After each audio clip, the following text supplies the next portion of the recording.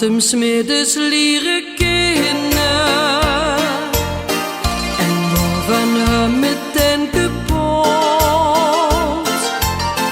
Zijn gitzwart haar, zijn zwarte ogen, het liegen een jonge Griekse god. Ze is wel zo'n vakantieliefde die door de hoegoed 14 dag zal hier de na nog aan haar denken. Dat heeft ze zich nooit afgevraagd. Ze dansten samen de sirtaki